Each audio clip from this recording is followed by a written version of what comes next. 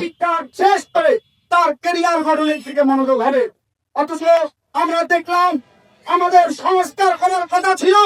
আগে আমরা যেখানে বৈষম্যের শিকার হচ্ছিলাম, আমরা চাকরি বাকরিতে বৈষম্যের শিকার হচ্ছিলাম, বিগত দিনগুলোতে মুক্তিযুদ্ধের নাম ধরে তার তথাকথিত পুরা ব্যবস্থা চালু ফেলে এদেশের মানুষের, এদেশের শিক্ষিত সাধারণ শিক্ষার্থীদের চাকরির ক্ষেত্রে বাধা বিঘ্নের সৃষ্টি করেছিল। আমরা মনে করেছিলাম 5 আগস্ট পরবর্তী এই ব্লকটা আগে আমাদের শিক্ষা প্রতিষ্ঠানগুলোর প্রকৃত সংস্কার করবে।